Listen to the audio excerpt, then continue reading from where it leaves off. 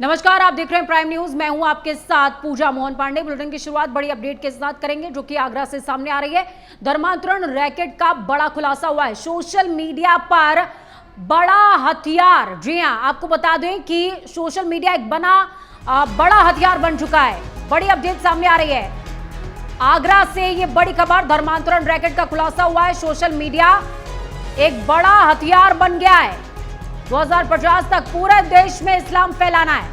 Police commissioner ने press conference करते हुए ये जानकारी साझा करी है। अस्मिता के तहत ये सफलता मिली है। मिशन अस्मिता चला रही थी पुलिस, उसके तहत ही ये सफलता मिली है।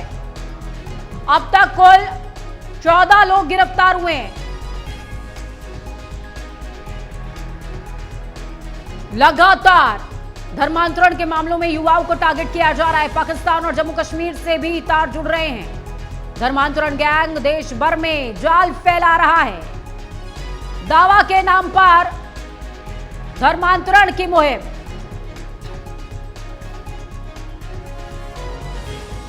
और आपको साथ में यह भी बता दें कि कुछ ऐसे खास एप्लीकेशंस हैं जिनके इस्तेमाल की जानकारी सामने आ रही है।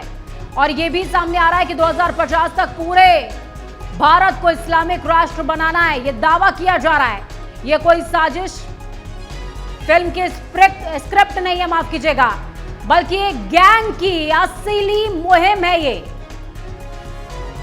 धर्मांतरण का ऐसा नेटवर्क सामने आया है जिसने सोशल मीडिया को हथियार बना लिया है। आरोप है कि ये लोग पाकिस्तान से जुड़े हुए हैं। जम्मू कश्मीर के छात्र देश भर में कैंपस के जरिए स्लीपर सेल की तरह एक्टिव हो गए हैं। पुलिस के मुताबिक ये युवाओं को दावा यानी कि इस्लाम की ओर आमंत्रण के जरिए अपने मकसद में फंसा रहे हैं।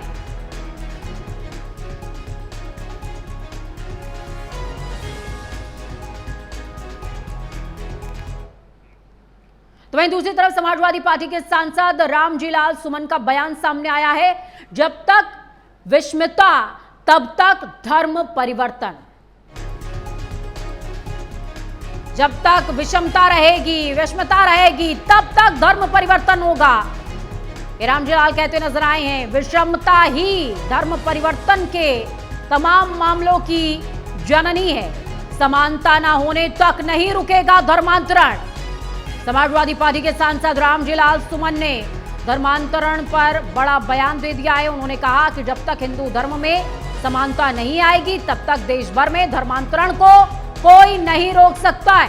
सांसद फिरोजाबाद में समाजवादी पार्टी के कार्यक्रम में शामिल होने के लिए आए थे। यहां पर मीडिया से रूबरू होते हुए उन्होंने धर्मांतरण के मुद्दे पर बयान दिया। क्या कुछ कहा है वो भी आपको सुनवाएंगे। विषमता का जिक्र करते हुए नजर आए हैं।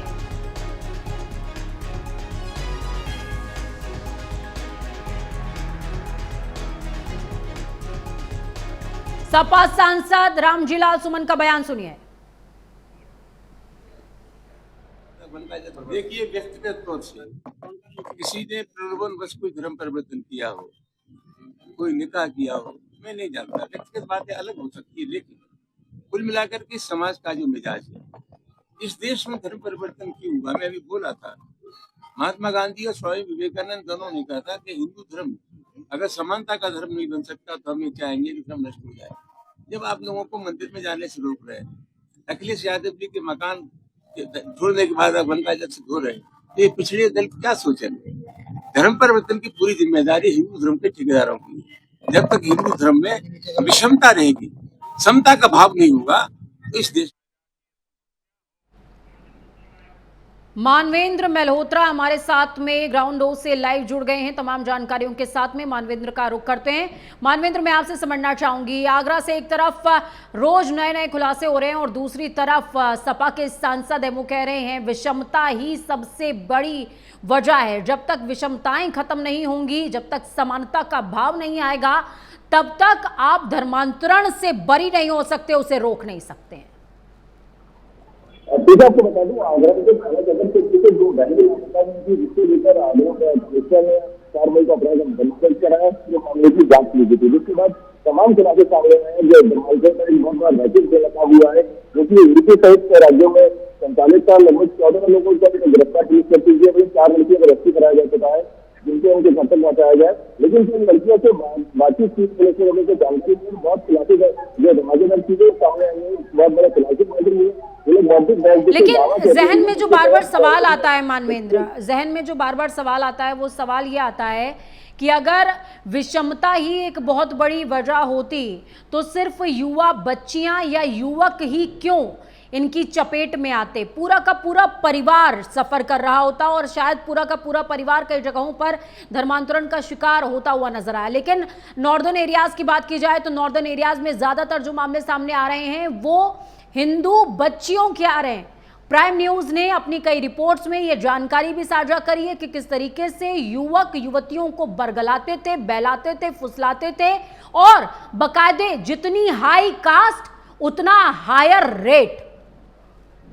हुआ है क्योंकि सहित 6 राज्यों के 47 साल लगभग 14 लोगों पर वहां पर ये जानकारी से तारीफी करते हुए आते थे, अकाउंट के जरिए उनसे दोस्ती गांठते थे, मतलब प्रियंका आपको वही तो पूरे करते हुए ये लोग बच्चे अपनी का मुस्लिम धर्म में धर्मांतरण कराते थे। तो कभी कभी इनकी बौद्धिक बहस जो दावा कहा जा रहा है, कहीं ना कहीं दावा जो है वो बौद्धिक बहस ना होकर कहीं ना कहीं स्लीपर सेल बनाने की तैयारी, जिस तरीके से कई पुलिस के मसले में पीसीसी उसमें सॉफ्टवेयर को लिखा कि 2050 तक इनका कहना है कि 2050 तक ये देश का इस्लामी तैयार कर दिया जाएगा। तो कहीं ना कहीं जो ब्रेन वॉशिंग कर रहे थे बौद्धिक बहस के द्वारा, उसमें कहीं ना कहीं स्लीपर सेल को बनाने की तैयारी पूरे देश में जारी है। जो बाहरी कंट्री है जिसमें ठीक है, बहुत शुक्रिया मानवेंद्र हमारे साथ जुड़ने के लिए, हम जानकारी साझा करने के लिए। इस खबर पर लगातार अपडेट के लिए नजर बनाए रखिए। खबरों में आगे बढ़ते हैं, गाड़ी घुमाइए, महाराष्ट्र पहुंच जाइए क्योंकि बड़ी सियासी हलचल वहां पर घटित हो रही है। राज ठाकरे 13 सालों के बाद पहुंचे हैं मातोश्री। जी हां, बर्थडे पर भाई उद्धव से मुलाकात करी है।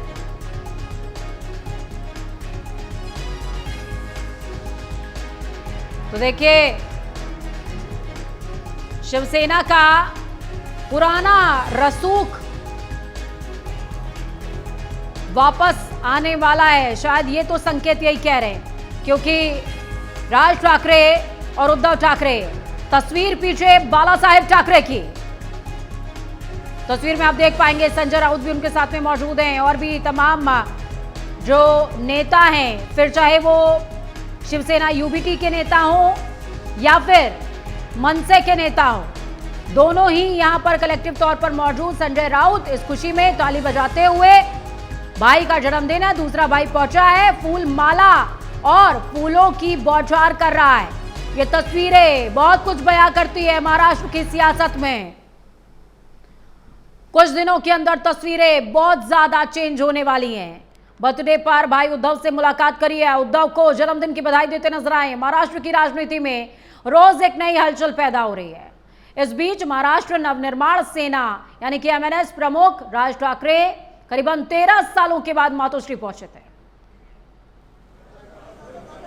ऐसा है कि बर्थडे तो बहुत सारे लोग जताते हैं, बर्थडे तो वो लोग सारे बहुत करते हैं, लेकिन माननीय उद्धव बाला साहब ठाकरे जैसा बर्थडे मुझे लगता है ये सौभाग्य और किसी का हो सकता है। ऐसा नहीं कि जो सौभाग्य माननीय उद्धव बाला साहब ठाकरे जी का है। ऐसा है कि राज साहब लास्ट 20 सालों से यहाँ नहीं आए थे, इस साल वो आ गए, इसकी खुशी मुझे है।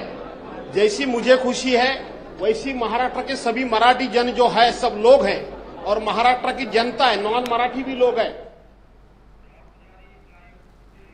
चलिए, इस खबर पर ज्यादा जानकारी के लिए सीधे ग्राउंड का रुख करते हैं। राहुल पुजारी ग्राउंड डोज से लाइव जुड़े हुए हैं हमारे साथ में। राहुल, महाराष्ट्र की सियासी हवा बदली नजर आ रही है। 13 सालों के बाद राज ठाकरे पहुंचे मातोश्री, उद्धव ठाकरे को बधाई दी, संजय राउत ताली बजाते नजर आए और भी तमाम सियासतदान यहां पर पहुंचे हुए थे। लेकिन कुछ जो विपक्षी खेमा है उनको मिर्ची आज जरूर लगी होगी। जी पूजा, बिल्कुल ठीक कह रही हैं आप। जिस तरह से राजनीतिक महाराष्ट्र के देखा जा रहा है, हर पल बदल रहा है, हर दिन बदल रहा है। आज जिस तरह 13 साल लगे राज ठाकरे को मातोश्री पहुंचने के लिए, तो आज देखिए जब उद्धव ठाकरे के जन्मदिन था तो इससे अच्छा मौका नहीं मिल सकता था। तो राज ठाकरे आज खुद चल के पहुंचे। 2006 में अलग होने के बाद जब बाला साहब ठाकरे से अलग हुए थे शिवसेना से, तो इन्हें मनसे बनाई थी, तो मनसे पार्टी बना। उसके बाद जब आज पहुंचे हैं जी। तो सियासी जो गलियारे उसमें बड़ी सुर्खियां बटोरी जा रही है कि शायद बीएमसी इलेक्शन आने वाला है, उसको देखते हो कहीं दोनों मिलके ना लड़े। लेकिन प्रतिदिन चेंज होती राजनीतिक स्तर जो है यहाँ पे जो चेंज हो रहा है, उसको देखते हुए पता नहीं कल किसके गलियारे में कौन पहुंचेगा, ये देखा जा सकता है। क्योंकि अभी कुछ दिन पहले बीजेपी से मिलने जा रहे थे उद्धव ठाकरे, लगातार 3 मीटिंग देव फंडिस से हो चुकी थी। उसके बाद राज ठाकरे का आज फिर माते से जाना, तो हो सकता है कहीं ना कहीं फिर मिलकर बीएमसी इलेक्शन लड़ा जा सके, ऐसी सुर्खियां हैं। और इसीलिए शायद राजनीतिक गलियारे में बार बार बदलाव हो रहा है। बिल्कुल। देखिए, बीते दिनों राहुल जिस तरीके से मराठी मानुस का स्वर एक बार फिर से सुनाई दिया है मुंबई के अंदर, खासकर पूरे महाराष्ट्र की मैं बात कर लूं, अलग अलग जगहों से घटनाएं भी सामने आई। मनसे लगातार एक्टिव मोड में नजर आ रही है, शिवसेना यूबीटी उसका साथ देती नजर आ रही है। तो ये क्या मान लिया जाए कि बीएमसी इलेक्शंस जो आगे होने वाले हैं, चूंकि बीएमसी इलेक्शंस को महाराष्ट्र की नब्ज कहा जाता है, वो नब्ज जिसने पकड़ ली वही राज करेगा, और शायद ये बात उद्धव और राज दोनों समझ चुके हैं, इसीलिए एक मंच साझा कर रहे हैं, दिल से दिल मिला रहे हैं, सिर्फ दिखावटी तौर पर गले नहीं मिल रहे हैं। बीते दिनों वही घटनाएं ये साफ कह रही हैं, और आज की जो तस्वीर है ये बहुत कुछ कह रही है।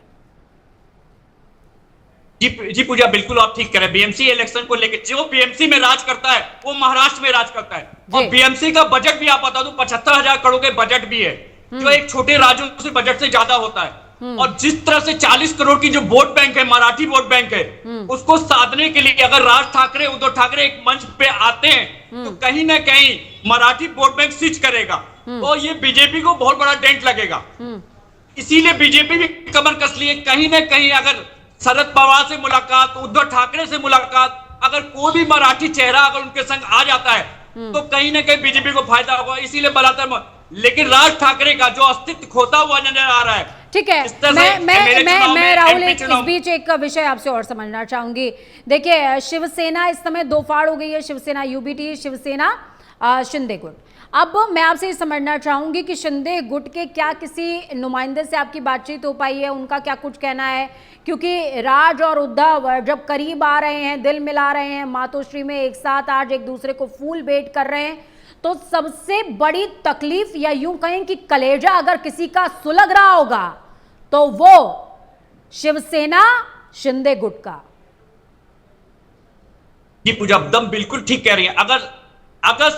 अगर ये दोनों मिलते हैं जी, तो कहीं ना कहीं एक नाथ शिंदे की राजनीतिक जो अस्तित्व है वो कम पड़ जाएगी, क्योंकि मराठी बोर्ड की राजनीति तीनों करते हैं, चाहे राज ठाकरे हो, एक नाथ शिंदे हो, चाहे उद्धव ठाकरे हो जी, तो तीनों मराठी वोट बैंक लेके ही पूरी महाराष्ट्र में राज करते हैं। अगर एक राज ठाकरे उद्धव ठाकरे अगर संग मिलते हैं तो कहीं ना कहीं सबसे बड़ा डेंट अगर बीजेपी से भी ज्यादा लगेगा, आप बिल्कुल सही कर रही हैं, वो एक नाथ शिंदे को लगेगा। और जब ग्राउंड जीरो पे हम लोग रिपोर्टिंग कर रहे थे और एक नाथ शिंदे के जो बड़े बड़े मंत्री और उनके कार्यकर्ताओं से मिलने, उनकी नाराजगी है। अगर बीजेपी लेती है तो नाराज होते हैं, अगर राज ठाकरे और उद्धव ठाकरे एक होते हैं तो कहीं ना कहीं वो कमर कस रहे हैं कि इनसे कैसे लड़ा जाए, क्योंकि पूरी तरह से मराठी वोट बैंक की राजनीति एक नाथ शिंदे, राज ठाकरे और उद्धव ठाकरे की है। चलिए, बहुत शुक्रिया राहुल हमारे साथ जुड़ने के लिए, अहम जानकारी साझा करने के लिए। तो कहते हैं कि लकड़ी अगर अकेली हो तो कुछ नहीं कर सकती, गट्ठर बन जाए तो उसे कोई तोड़ नहीं सकता। यही कोशिश राज ठाकरे और उद्धव ठाकरे की महाराष्ट्र की सियासत में नजर आ रही है। कितना सफल होंगे ये बीएमसी इलेक्शंस आगामी दिनों में बताएंगे। फिलहाल खबरों में आगे बढ़िए। हिस्ट्री शीटर के खिलाफ बड़ी कार्रवाई अमल में लाई गई है। रायपुर में सूद का साम्राज्य ढह गया। मिनटों में आलिशान ऑफिस ढा दिया गया। तोमर बंधुओं की संपत्ति पर चला बुलडोजर। दोनों भाई ब्लैकमेलिंग का बिजनेस करते थे। कई अहम दस्तावेज और तमाम सामान जब्त हुआ है। सुशासन है तो सुदर्शन चक्र भी है, गृह मंत्री कह रहे हैं। छत्तीसगढ़ की राजधानी रायपुर में लंबे समय से फरार चल रहे कुख्यात सूदखोर और हिस्ट्री सीटर तोमर बंधुओं रोहित और वीरेंद्र तोमर के खिलाफ प्रशासन ने अब सख्त रुख अपना लिया है। रविवार को नगर निगम और पुलिस की संयुक्त टीम ने बाटा गांव स्थित तोमर बंधुओं के अवैध ऑफिस पर बुलडोजर चलाया। ये वही दफ्तर है जहां से सूदखोरी और अवैध लेन देन का धंधा संचालित किया जाता था। इस ऑफिस का निर्माण नियमों के खिलाफ किया गया था। जिस वजह से इसे ढा दिया गया। बताया भी जा रहा है कि रोहित तोमर ने अपनी पत्नी भावना तोमर के लिए यह आलीशान ऑफिस खोला था। रोहित तोमर ने पत्नी भावना तोमर और तमाम बंधुओं के साथ मिलकर सूदखोरी के बिजनेस में बहुत लोगों को फंसाया था। इसी ऑफिस से तोमर बंधु सूदखोरी का काम किया करते थे। फिलहाल रोहित तोमर और वीरेंद्र तोमर पिछले 2 महीने से फरार चल रहे हैं। दोनों स्ट्रीट शीटर भाइयों का पता बताने पर रायपुर पुलिस ने इनाम भी रखा है। इस खबर पर ज्यादा जानकारी के लिए संदीप करिहार लाइव जुड़ गए हमारे साथ में। संदीप, मैं आपसे समझना चाहूंगी क्या कुछ पूरा मामला है और किस तरीके से कार्रवाई अमल में लाई जा रही है?